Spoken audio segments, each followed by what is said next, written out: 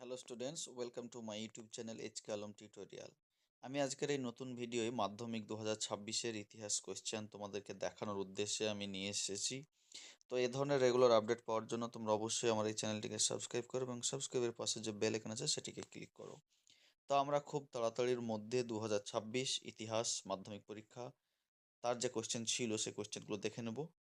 তো তোমরা দেখো, রয়েছে এখানে কোয়েশ্চেন, জীবন স্মৃতি লিখেছেন কে, তারপরে letters from a father to his daughter গ্রন্থে মোট চিঠির সংখ্যা কটি ছিল, দেখো ব্রহ্মসভা প্রতিষ্ঠা করেন কত সালে, তারপর দেখো বামাবোধিনী পত্রিকার সম্পাদক ছিলেন, মেডিকেল কলেজ কবে প্রতিষ্ঠিত হয়।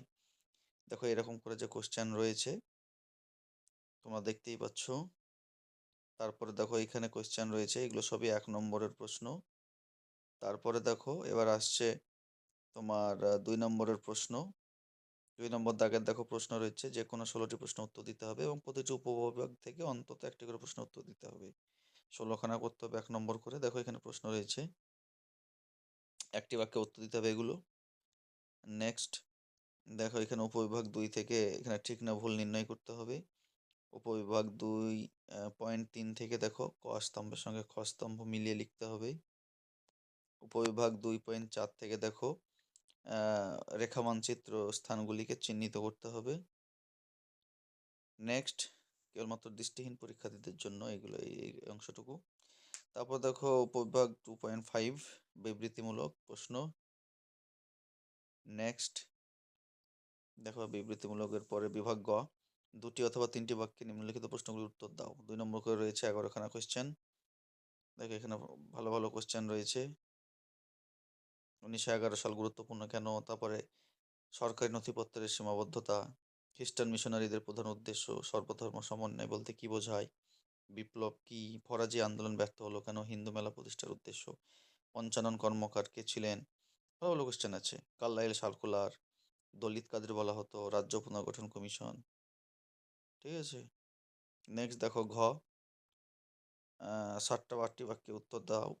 প্রতিটি উপবিভাগ থেকে অন্তত একটি করে প্রশ্ন উত্তর দিতে হবে। দেখো এখানে নববঙ্গ গোষ্ঠীর সমাজ সংস্কার প্রচেষ্টা ব্যর্থ হয়েছিল কেন, নবজাগরণকে সীমাবদ্ধ নবজাগরণ বলা হয় কেন।